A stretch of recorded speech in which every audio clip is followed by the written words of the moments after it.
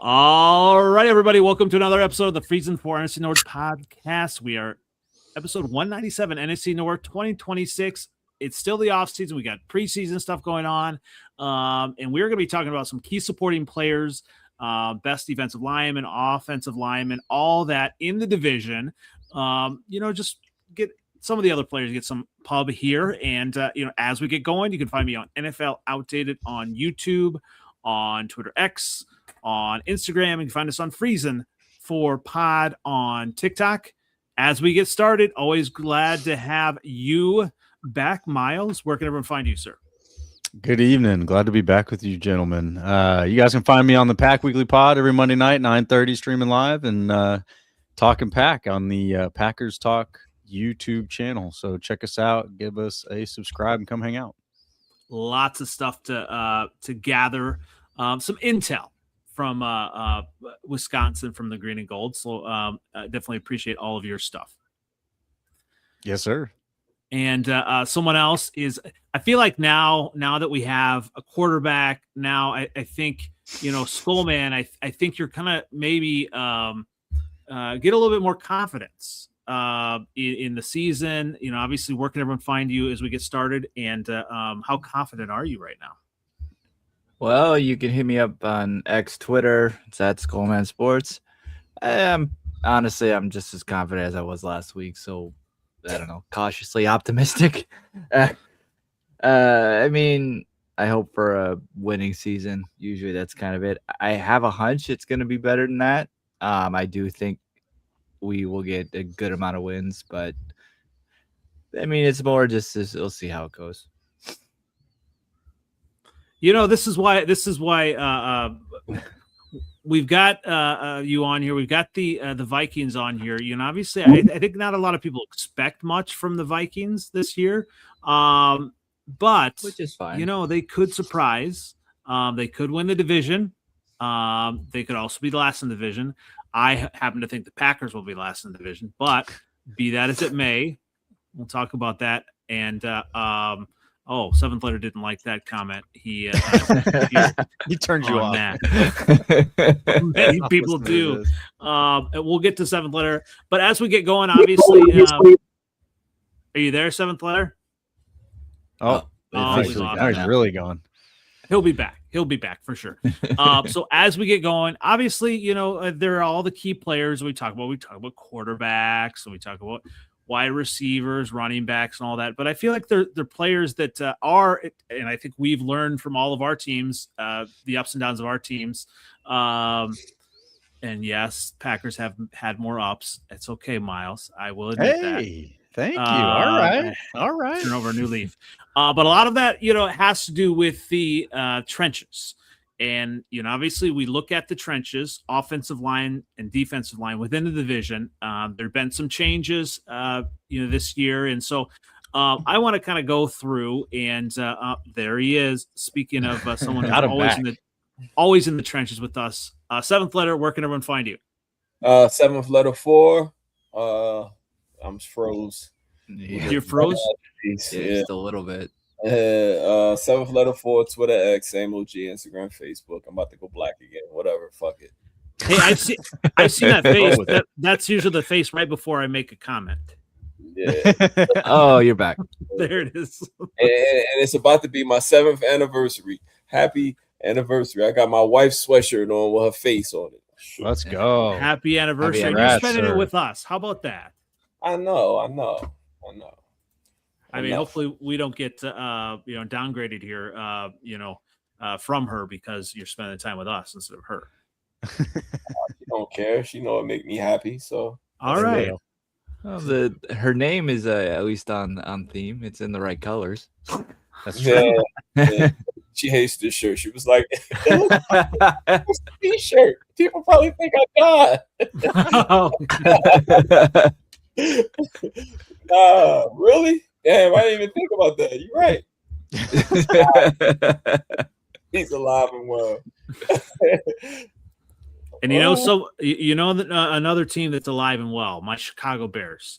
And obviously, we talk about the trenches, and one of the reasons that the Bears had a resurgence last year, and back in the conversation was the offensive line. And so when you look at the offensive line as a division, I want to obviously start with you, Miles. And when you look at the 4 offensive lines in the division, how are you ranking those within the division?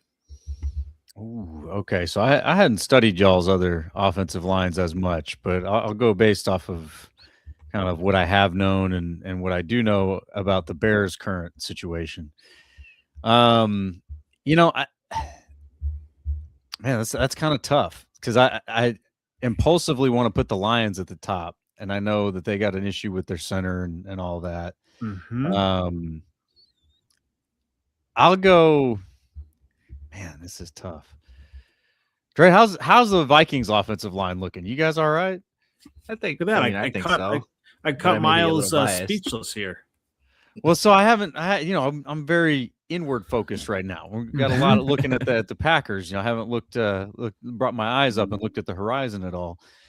But I'll say this: I know that there's question marks on all of them, right? And so that's where it's kind of tough for me to say who is definitively the best. And I think I'll give the edge to the Lions right now.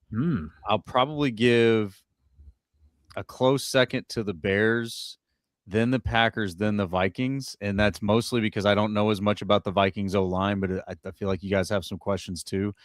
But I'll caveat that with I don't think that there is a very big difference between any 4 of them. I think that they're all pretty close. Now, that is because of health, right? So I know that the Bears, you guys lost your center retired early, man. I mean, he did. We'll get there. That is. But you got Tooney, you got Wright, 2 very good offensive linemen. I don't know what the rest of your offensive line is looking like, but two strong guys is not necessarily going to make the whole thing go. I know that, the Lions have, some strengths. You're missing your center. You're not sure what to do with that. The Packers, man, the reason that I can't rank them higher is because of the question marks we have at guard, right? I'm feeling very good about Morgan at left tackle. I've obviously, as long as Zach, I can't remember what he changed his last name to. Yeah, we're just calling him ZBB or Zbach. We know that when he's healthy, he's one of the best right tackles in the league. But from there, there's a lot of question marks right now, left guard and right guard. I'm feeling okay about our center. Sean Ryan, he's gotten better every year. So I'm not going to sit here and say he's one of the top in the league, but he doesn't seem like he's going to be a liability, which that's kind of how I measure it. It's like, you don't have to be the best. Don't be a liability. So right now, I feel like the Packers have a good chance to finish the season as the best unit in the division. We got tackle taken care of. We got center taken care of. Hopefully they play well, but those positions are settled. We should have left guard taken care of because we just paid Aaron Banks a whole stinking load of money that looks like one of the worst contracts I've ever seen for the Packers right now. But all that money. What's that? He ain't good enough for all that money. He's not on the field. He's not playing. And he's I think one of the top 5 on the team in salary cap right now. It's like, dude, you're going to get north of 20 million and a cap hit. You better be on the field, man. So you got a rookie pushing him too, right? Well, and that's where I was going with this. I'm not totally out on what's going on here because I do think that Yager Burton, I don't know. I hear everybody pronounce it different.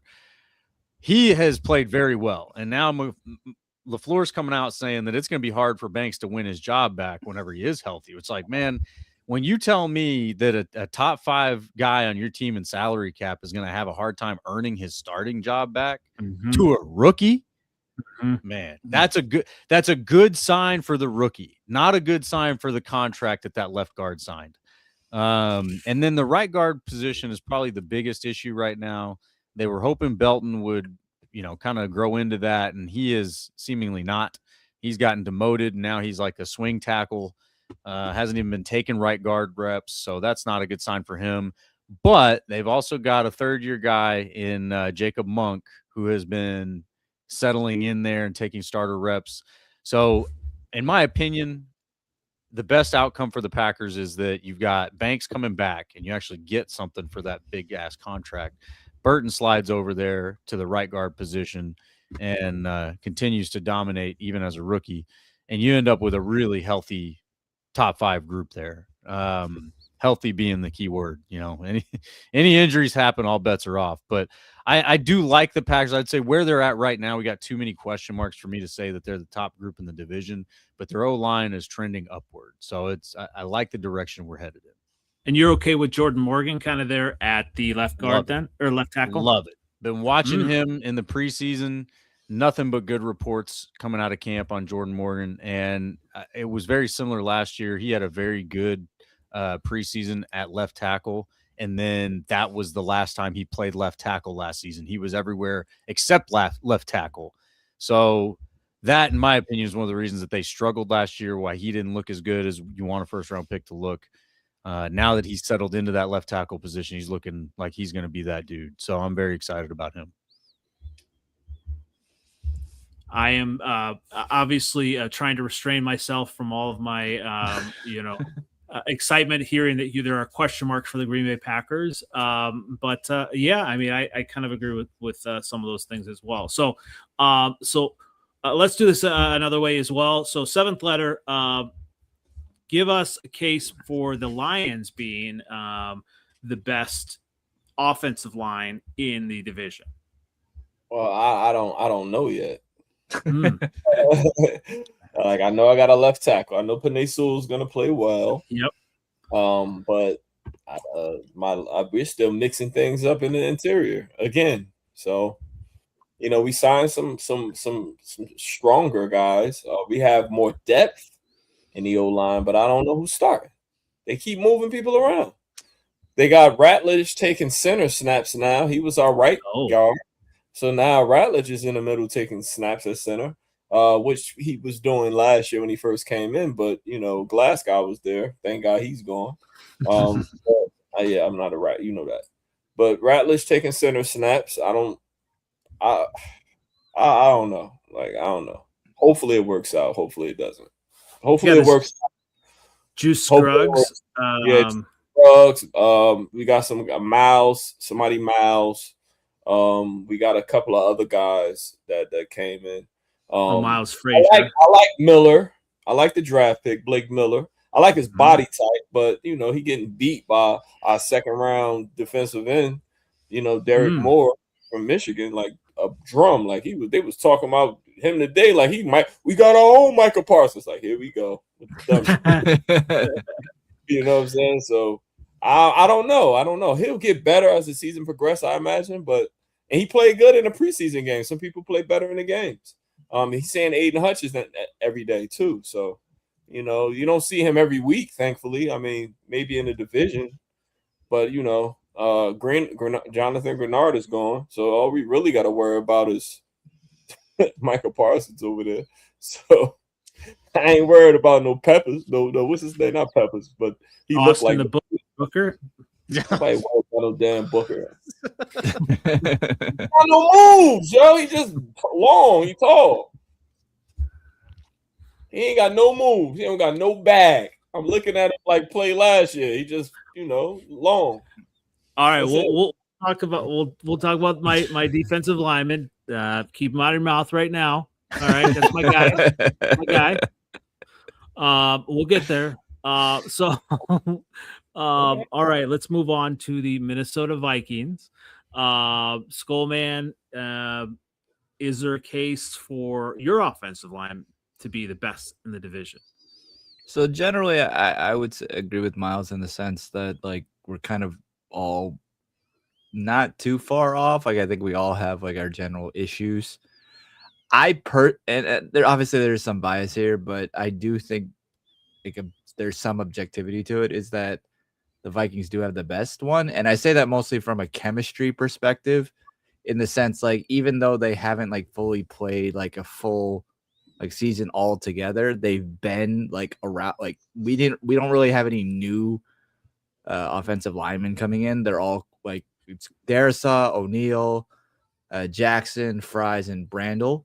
And I think, like, our offensive line just we've been working together, even though they have been playing together. They've talked, they've been like in the locker room and stuff.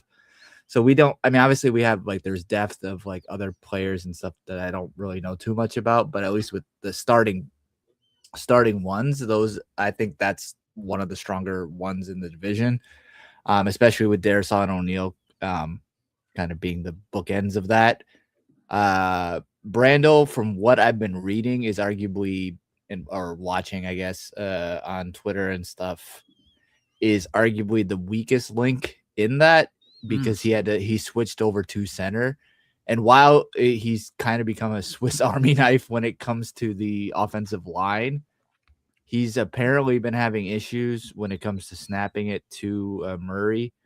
Having said that, I think that's something from, like, in comparison to just being a bad offensive lineman, like that's something that can relatively be easily fixed. It's not like a chemistry thing. It's just that, like, you gotta get better at doing it, and that just comes in time.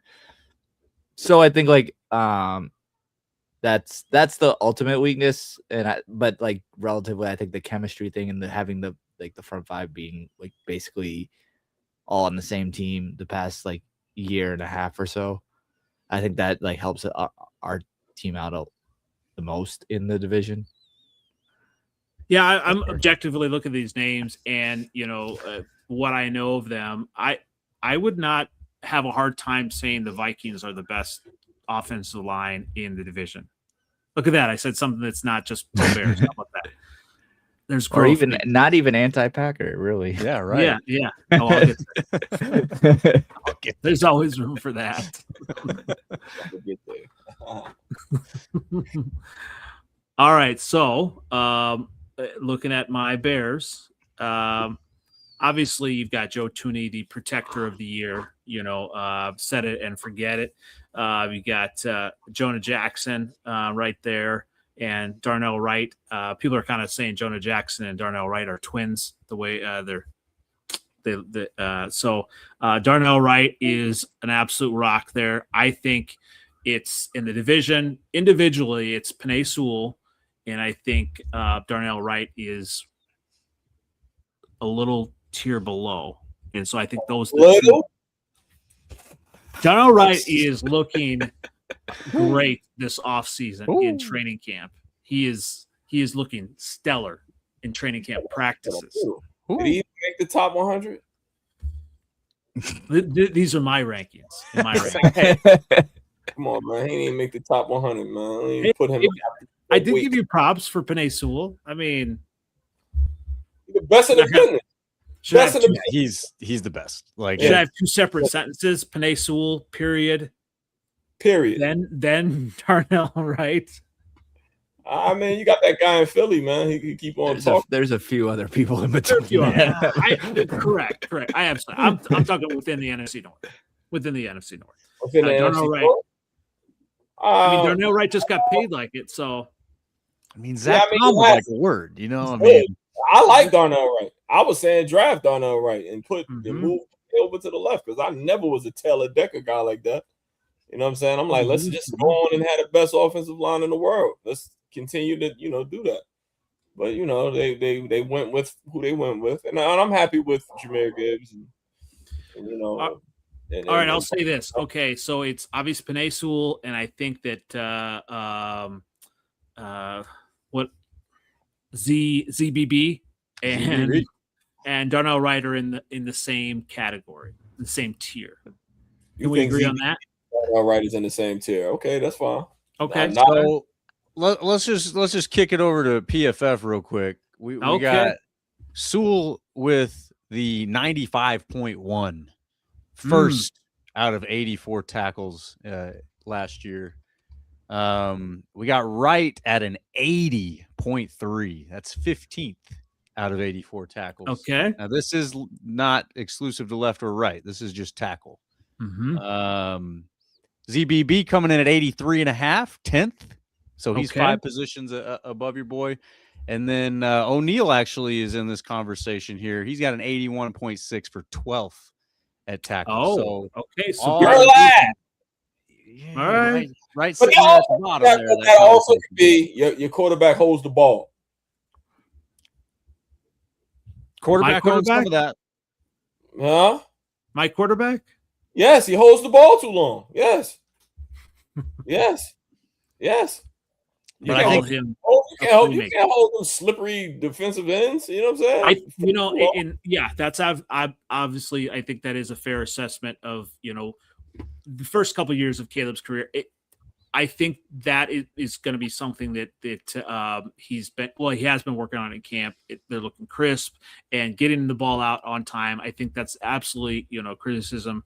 But what I like about I guess I could say Brian O'Neill, offensive line, like he is in that category. Will Freeze as a guard might be as well. But all right, so yeah. In this instance, I'll go with PFF. I'm not always a PFF guy. I hear so many PFF, EPA. I'm kind of tired of the alphabet soup this off season.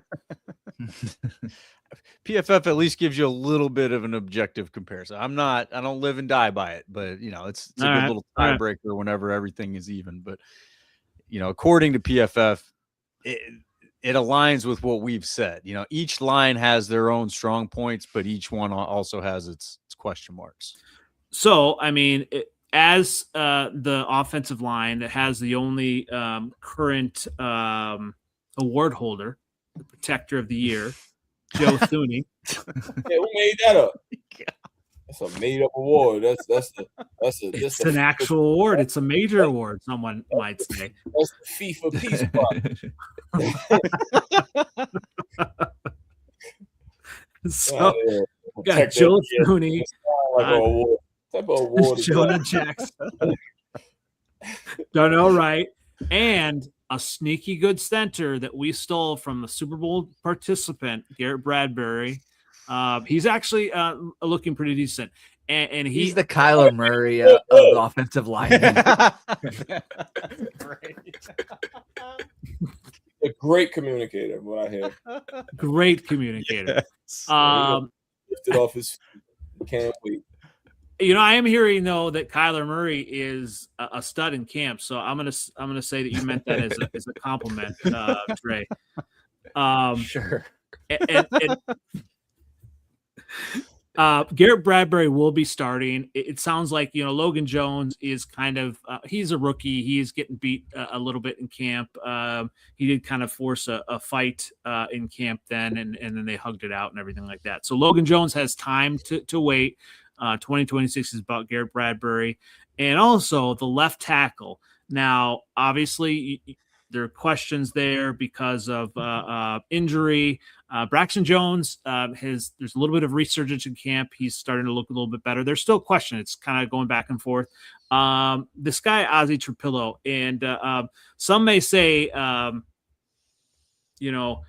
whatever miraculous turnaround, Ozzie, got injured and now is coming back, and he's just kind of starting to get in, training and kind of doing some work. Some might say that Ozzie Trapillo had, this miraculous injury comeback because he ate a bat or something. I'm not saying that. Someone might say that. Ozzie ate a bat? Yeah. Oh, boy. Oh, Did man. he? No. Ozzy Osbourne. Okay, that's all right. I'm regressing today. All right. So, damn. Yeah. All right. Be that as it may, I think the Chicago Bears and the Minnesota Vikings are 1-2 as far as overall offensive line, and I think it's kind of a toss up between those two offensive lines within the division. Okay, that's fine. All right. I'm not proving yet. I have no argument. I don't starting, bro. So I have no argument. All right. The most cohesive line so far is you guys. You got the least changes out of all four teams in the division. Everybody different. I don't know. I know who's the right and left tackle, and that wasn't my problem last year. It was the interior, and I have no idea who's playing. I have no idea.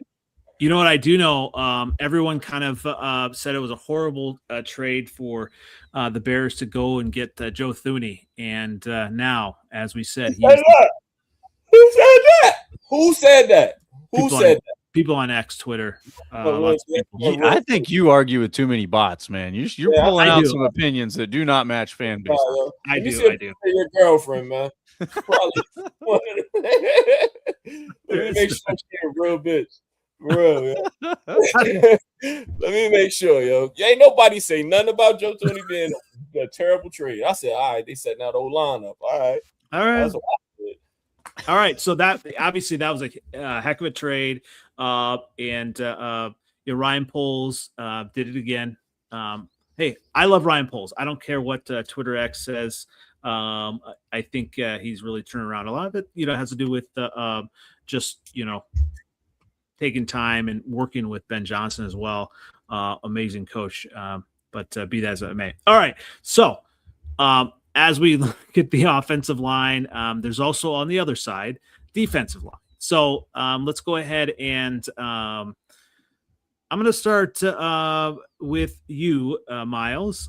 Give us a case why this has to be to start the season as it is in week 1. How give a case for the Green Bay Packers having the best defensive line week 1, 2026. Okay.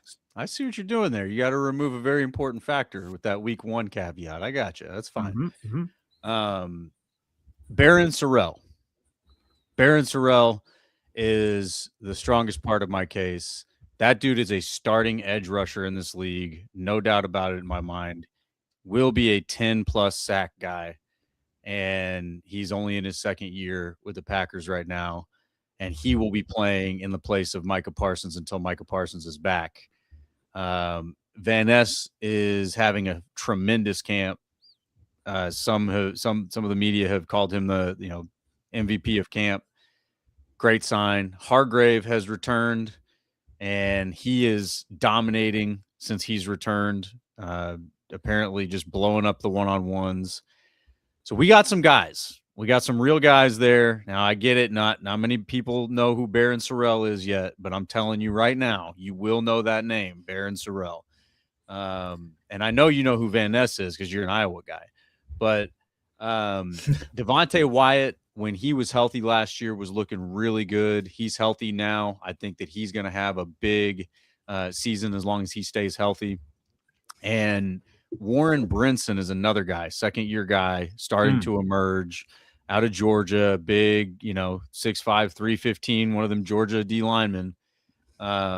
He has had a very strong camp, and last year started the season as a rookie as a healthy scratch. So he's come a long way, and I think that the group at the top looks really good. The reason that I feel really good about them as a whole is the bottom looks good too. So the guys, they're actually going to have to end up cutting a few guys on the D line that have had phenomenal camps, and they will end up on other rosters, but there's just not enough room. Anthony Campbell is one guy. Stackhouse is another. Those are guys that might not make that final cut, but they have had very strong camps, and like I said, they'll end up on a roster somewhere. But they have good depth on this D line. They've got good young guys that have developed and they're stepping up. And they've performed well against the starters on the offensive line, against, guys like your Ryans, your Zach Toms. I'm going to have to get that Baco Bueli thing down. ZBB. But, I know there's question marks on the Packers O-line, but the D-line has looked really good, and they looked really good in that first game against Pittsburgh. Got some strong pressure early on in that game, so I'm very, very excited about that D-line. Now, best in the division. I mean, there's, you guys are going to have something to say about that. I think we're better than the Bears, so I'll just make that clear right now. You're going to have to do better than Booker. What about this Danny Dennis Sutton? Is he going to be a player eventually? Yeah, I think he will. He has been out, I think, for a week or so with an injury. Didn't see him much against the Steelers. So I don't know if that injury happened before the Steelers game or what, but he's back. He's back on the practice field now. So he's getting reps again. So he's another guy, and it's, while we're throwing names out there, Brenton Cox is having a phenomenal camp. He's one of the rotational edge rushers, and Colin Oliver I think I've talked about him a little bit. He is built like Micah. Now, I am not saying that he is of the same caliber as Micah, but their skill sets are similar. He's a very quick twitch guy. Speed is his weapon, not size or strength. He's about 240. I think he's like 6'2", 6'3". He's not a huge dude. 6'2", in terms of edge rushers, 6'2", 240 is a pretty big guy in real life, but we're talking about edge rushers, so in that scale of things, he's not a huge dude, but speed and quick twitch is his game. And I'm very much looking forward to what it looks like when he is on the field with Micah Parsons, because I think having two speed twitch type guys pass rushing at the same time is going to be tough for offensive lines. But I really like all of the weapons that they have.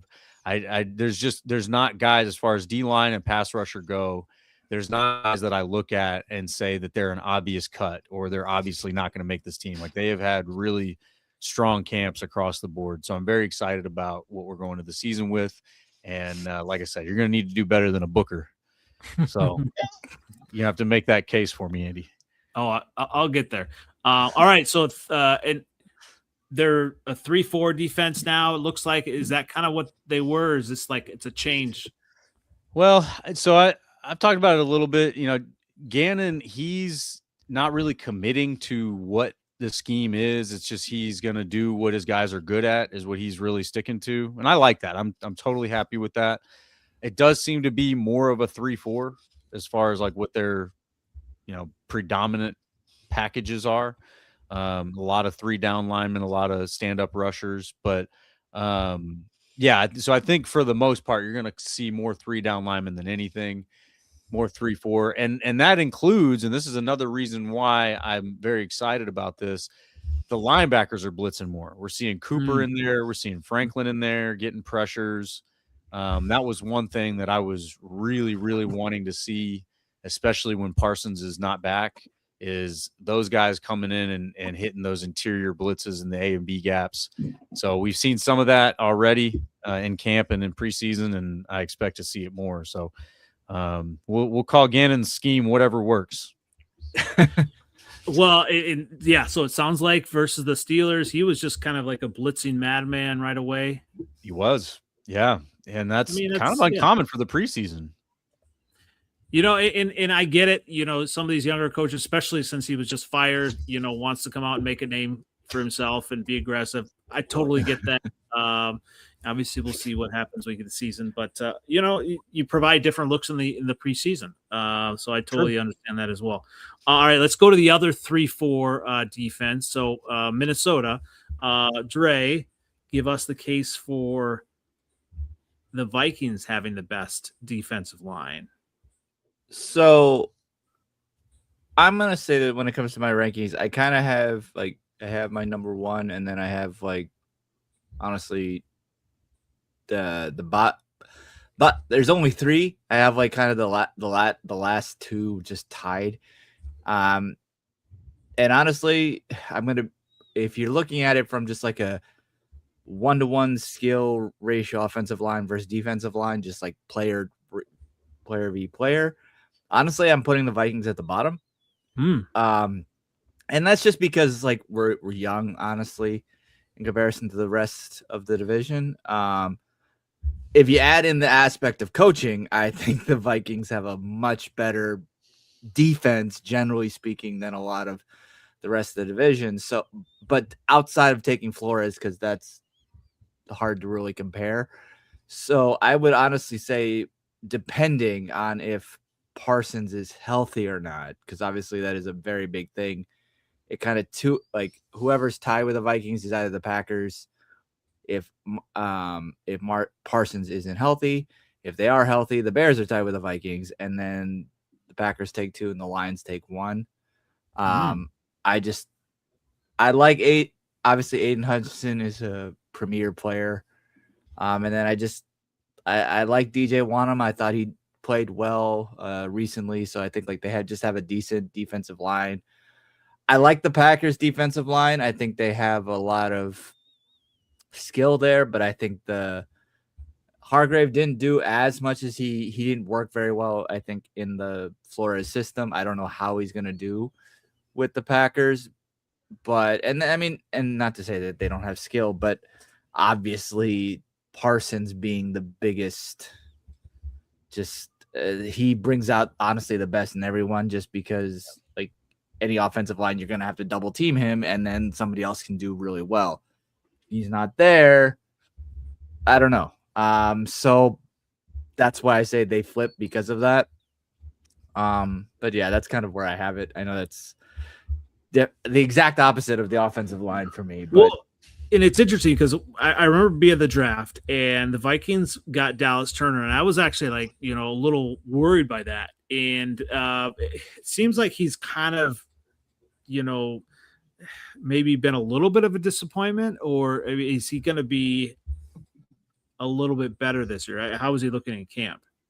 From what I've seen, he's been looking really good. I think they're, forecasting that he's going to have like a really good year. Mostly, I think like because he was behind Grenard the past few years, so he kind of just hasn't been able to like really show. And honestly, the biggest thing that I had against him was that he was very raw talent. And so it just kind of taking a little bit of time to hone it in a little bit. And then Flores' defense is complex, relatively speaking. So it's got you got to hone in your talent and also learn this defense. So I think that is something that he has, and he has shown a lot of progress just over every year he's gotten better. Which arguably I can't say for some quarterbacks on my team.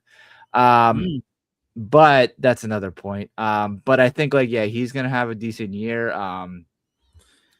I think that he's going to be a talent, but again, he's young, so it's kind of hard to really put him against and compare him to a Van Ness or a Booker, Parsons or Hutchinson, to name a few people. So it's hard. Yeah, sure. So it's just I'm just being objective here. It just from that aspect, and then our interior. While I have confidence because Levi LDR got a sack on Lamar Jackson today, apparently in their joint practice, which honestly, anyone getting a sack who you don't expect to versus Lamar Jackson, that's a pretty big flex for those of that are not Vikings fans. LDR is Levi Drake Rodriguez. So I feel like the division, we've got all of these different alphabet soup names now. All right, so Levi Drake Rodriguez may be good. You talk about a younger player, just a massive human. Also, Caleb Banks, 6'6", 327. Sounds like he's kind of raw as well, but he may be tough to run on. Obviously, Swift will run right around him, but when you talk about Banks, are the Vikings counting on him then quite a bit? I think from the interior, they're hoping that the size of him is what really pushes it. But I think that if anything, the talent is raw. I think some of the issues apparently about him in college is obviously injuries and stuff. So it's kind of hard to really scout him. But I mean, he's a big human being to go up against him. If they're playing full speed, we can only take honestly preseason and all these practice videos so much because they're not going 100% because they want to stay healthy. It's still preseason no matter what it is. So they're not going to look the best, especially if they kind of know where they're going to be. They just have to play relatively decently. And he's not playing. I don't think he's playing terrible based on the limited thing that I saw in the preseason with him. He's not terrible.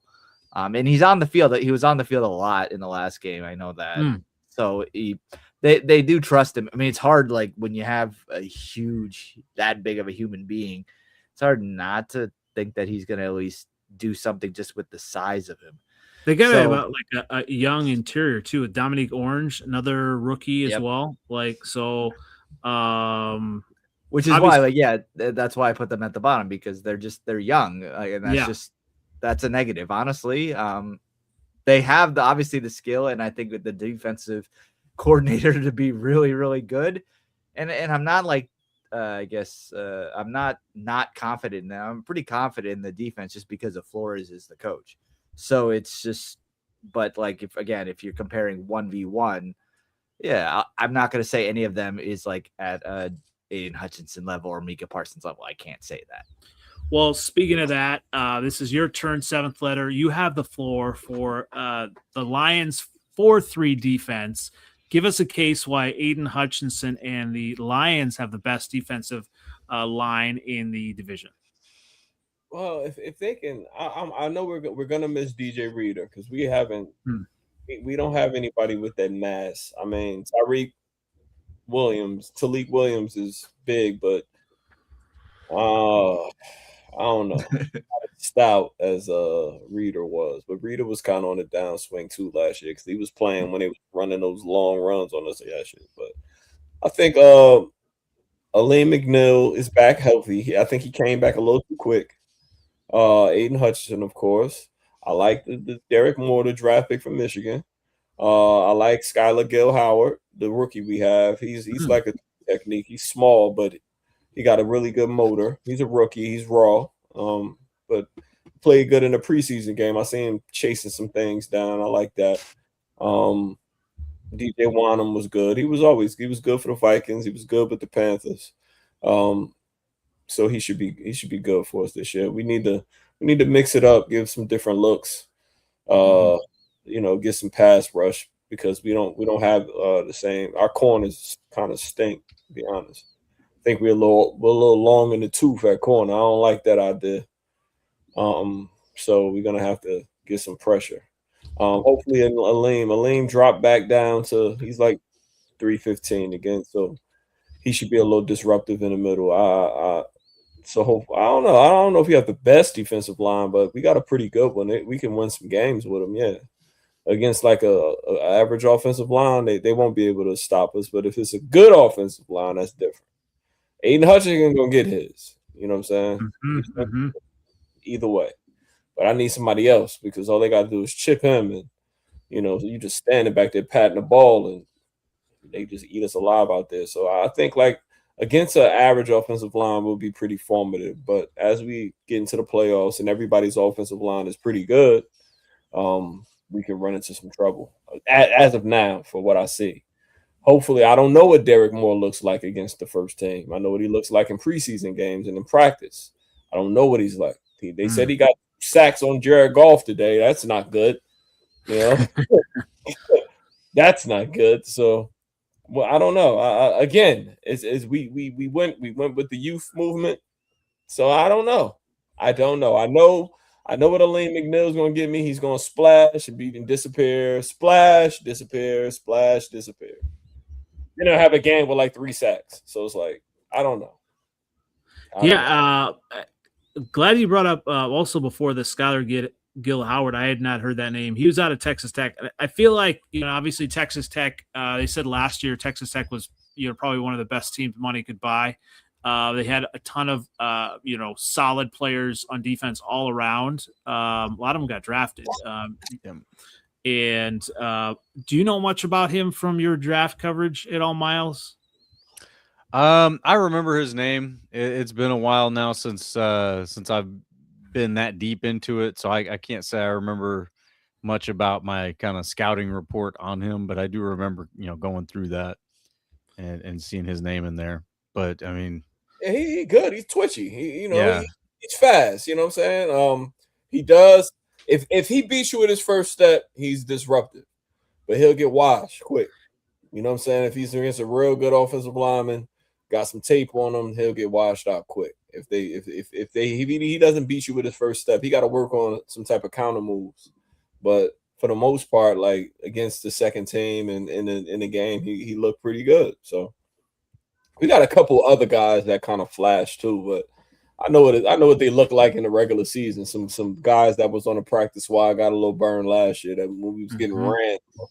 So I don't trust them too much, All right, so yeah, I mean the Lions are definitely up there just on Aiden Hutchinson alone, but obviously I hurt Lee McNeil quite a bit, and so the lines are absolutely up there. Are you ready for the other 4-3 team in the analysis of my Chicago Bears? Here we go. Here we go. Buckle up. Offensive line is bums. I can't wait to run on y'all. I'm looking forward to that. I'm looking forward to that. Oh my God. Tell you what, I mean, Montez Sweat, he's still a solid player. All right. And you got Grady Jarrett, who he apologized to the media for how he did last year. So, we'll see. He's getting a little bit older. So we've got players here, I think, on the defensive line that it's almost like a put up or shut up year, because if they don't do well this year, they're not going to be on the Bears next year. And there may be, reshuffling of things there. Jervon Dexter has been a solid player for the Bears. Best defensive lineman. He has been. Absolutely. And he makes $24 million. Sweat makes, yeah. Oh, yeah. You all right with that? It's not my money. Oh my God. Yeah. So obviously, Sweat has been solid, and I see, kind of his sack numbers going a little bit up. We do have Dayo Adengbo, and he was injured, or he just didn't have the season that he wanted to, and so obviously it's going around on social media that we have a motivated Dayo, and he was asked in a press conference that he is aware of this motivated Dayo, narrative going around. So hoping that he's going to be a solid player there, obviously on the defensive end, but behind him, we have a certain player lurking behind Dayo. I believe that this player is going to be the breakout defensive star in the division in 2026. His name is Austin the Bookend Booker. I think. I thought you were going to say Marcus Davenport. and that's very telling. That's very telling. That Austin Booker? No, that y'all signed Davenport. Well, we'll get to that. I got to finish my soliloquy here about Austin Booker. The way he had an opportunity to, get to Jordan Love last year. Obviously, there's a lot of crying in Green Bay about the hits and whatnot. He got there, all right, and that is the goal of the defensive end, is to get home, get to the quarterback. He did that, obviously in his own way. And so he's looking, quicker this offseason. He's a young player, all right? So I feel like he is going to be a breakout star this year. We also have, players like we signed Devin Bush, and he's making plays. He's quick. He's had some good breakups in camp. So we have TJ Edwards there, DeMarco Jackson. Those are linebackers that are, decent linebackers. All right. We also have a Shamar Turner. We don't know what he's going to be if he comes back. We did sign Neville Gallimore. He's been solid. We have another great young player that I wasn't sure when we drafted him, but Ruben Hippolyte. He had to fill in a little bit last offseason. Yes, the Bears had a lot of injuries, especially at linebackers, but at defensive line. The Bears did have injuries, and so he filled in as well. But yes, we did sign Marcus Davenport. All right, we signed him. Future when Packer. You look, future Packer. He's got to go on the division. He has to make it around the division. and obviously, shout out to Shelby. Shelby had dated him in the previous. So, yes. Okay. Oh, really? Yes. Okay. So, but he's obviously been injured quite a bit. But you sign a player like that, especially this time in the season, for depth. And, he also has familiarity with Dennis Allen's system. I think Dennis Allen does not get the credit for all of the turnovers that happened last year. I think Dennis Allen, now he's not Brian Flores, but Dennis Allen is right up there as far as a defense coordinator. I may even say Dennis Allen is the second best defensive coordinator in this division, hands down. We'll find out. We'll absolutely find out. But so we've got Shamar Turner, Neville Gallimore.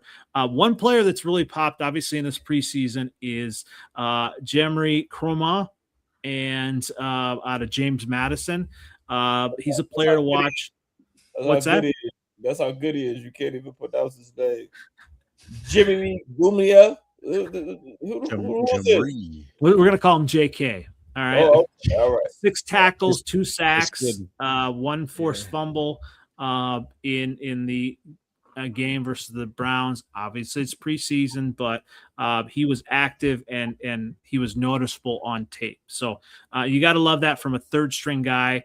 So the Bears, obviously, everyone wants to, say that their defense is going to be terrible. I think their defense might be sneaky good. It's not going to be the best, but I think with a motivated Dio, with an Austin, the bookend Booker ready to break out, ready to check out, as they say, the Bears are going to be sneaky good. This guy, he's the only one. He's just him. Who says it? Who says it? It's him and the bots that he talks to on Twitter.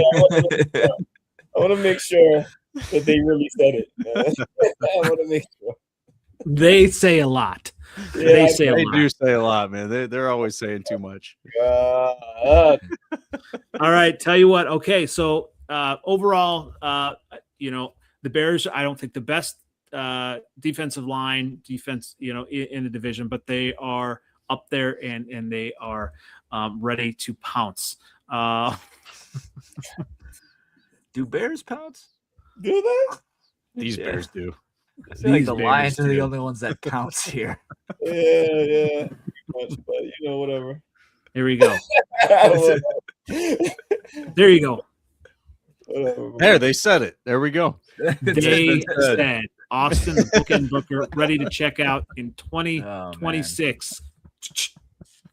Check it. Oh, no. Jesus Christ! I think I'm putting the Bears as the last defense in the division for this conversation. Just for all of that exposition right there. Yeah. There's a lot of hope happening here, man. There's not a lot of proof. I don't feel inspired. How about that? Okay, you don't have to be inspired. I am inspired, and that's all that needs to happen. That's all that matters. Notice there's one thing I didn't bring up. It's a sore spot I know from, we can kind of bring it up now, obviously. But the Green Bay Packers, we're talking about the defense. It did come out this this week that Matt LaFleur says that he wants his cornerbacks to know how to tackle. So, what's going on in Green Bay with these quarterbacks? We're about to fire our worst player. That's what's going on in Green Bay. Our worst player is just about to get fired. How does he still have a job? That's a great question, but he is being called out so hard in the media. I really can't think of the last player on the Packers that was being called out by the coaches through the media the way that they are getting after Nixon. And then, of course, he can't put the shovel down, so he goes out and starts crying. I think I'm being punished. Oh, my God. And then he goes out, and now he's taking reps with the 3s, not the 2s, the 3s, and he's still getting torched. Toast Nixon is not going to be on my team. Call him. He's the only one that doesn't know. He's the only one who doesn't know. That's true. But I think we should call. He put it on tape, and I think that there's no accident about what they're saying in the media. We want, Gannon said it, I want players that can play hard and can tackle. That's like, those were his 2 fundamentals for playing on defense, not just corner, play hard and tackle. And so you got him with this weak attempt at a tackle against Pittsburgh. It was just embarrassing. And then there's the obvious business decision that he made against the Bears in that playoff game last year. And he was already on thin ice with the fans when he did that. Just sent it off. I have seen some fans say that try to kind of look at angles of that one and say, well, they were trying to kind of make excuses. It was inexcusable. Obviously, I get you don't want to get hurt, but this is a playoff game. It's a playoff game. The way I see that rep, and like, look, could he have stopped? Was it Swift? I think it was the ball carrier. Could he have stopped him from scoring? Probably not. What he had a chance to do was stick his nose in there with the peanut punch and get the ball out, or at least try. And he was just like, "Nah, I'm good." That to me, inexcusable, unforgivable. You're out. Get out. Get him off my team. Don't want. So you're talking about like, yeah, I mean, it's kind of sending a message, and like it. Obviously, the Bears have had their training camp, and they've been some tough practices and some physical practices. And obviously, I think Ben Johnson maybe got that from Dan Campbell. There's physical practices. Devin Bush kind of, set the tone, and, has been hitting, my golden boy, Loveland hard, Komet hard in practice. And so part of that, obviously, you want to get them to get ready for the season. Like, this is obviously you want them to be healthy, but you want to send a message that you're serious about winning. You're serious about giving your full effort. And it's just like, I feel like there's one nickname and I'm here for it. I'm, always trying to, create things here. And I feel like Keyshawn Nixon should have a new nickname. Obviously you want to say Toast Nixon. That's what I've named him. I think his name should be Scotty. Scotty. Why? Because Scotty doesn't know. Oh. Geez. He's on the road, guys. I made myself laugh. That's all that matters. Hey, I love it though, because one of my biggest problems with him is his ego. He has no idea. He really doesn't. Sucks. I hate people that think they good, yo. Can't stand it. And he quit the job that he was good at. He was an all-pro returner 2 seasons in a row, and he decides, no, I'm done. I'm not going to return anymore. I'm too good for that. I'm CB1 now. Sorry, man. Deion Sanders returned kicks. Get your ass back there and return kicks. Like, if that's what you were literally hired to do, and then you decided you wanted to do this other job that you're not even good at. And that, to me, it's not even the act, it's the attitude that it takes to do that. Like, that to me is just gross. I don't want anything to do with it. I hate that. Well, not only that, you go further back. There were a couple games plays versus the Bears that Keyshawn Nixon like screwed up. Like, I feel like, you got penalties that prolonged drives for the Bears. It just dumb. The penalties are one of the biggest problems with him. Now, I will say, one of the only teams that he got an interception on was the Bears. So, I mean, you guys are getting intercepted by this bum over here. I don't know what you're doing. I mean, I think that was his peak, and then we broke him. That was his peak. DJ Moore. He was talking crazy after that. Yeah, he was. And then, literally had one interception on the season, and it was against the Bears. You know what I love about the Packers DBs are known for just talking shit for no reason. You know what I love about that? True. The top 100 list is they made Keyshawn Nixon talk about that play where DJ Moore broke him. Well, he deserves it. Guy needs to face reality. He does. Well, I definitely appreciate the reality of having you guys all here and putting up with all of my shenanigans. And as we close out this week, Skullman, where can we find you, sir? You can find me on Twitter X. It's at Skullman Sports. Love talking Minnesota sports in general, but also football. Looking forward to preseason and eventually everything. Thanks for having me on, and I love talking about it. So week 1, I think the Vikings are going to shock the world in week 1. I'm on that. I'm on that train. On that Can't train. Imagine why. On that train, Dre. I'm fine with it. I'll take it. Miles, as we close out, where can everyone find you? You're going to find me at the top of the NFC North. We'll just oh boy, we'll start here with we that, go. All right, I'm going to set this tone correctly. Taking my shtick. But before then, before we get to the top of the NFC North, you can find me on Monday nights, 9:30, streaming live on the Pack Weekly Pod, Packers Talk Network YouTube channel. Hit us up, hit that subscribe button, and come hang out with us, talk some Pack. Even you NFC North rivals you. I'm still waiting for an invite. I'm sure it's probably in my inbox somewhere. You were on a few weeks ago. Oh, that's right. I was. Yeah, my man be high, yeah. I'm just high on life with the season, and obviously, you can find me on NFL Outdated on YouTube, on Twitter X, on Instagram, Freezin4 Pod on TikTok. Maybe doing dances soon. Who knows? I did wear my Detroit Lions t-shirt because I do have respect for the Lions. I feel like, in my opinion, it's going to be the Lions and the Bears this year. And then we'll kind of go from there. And but as we close out, seventh letter, where can everyone find you?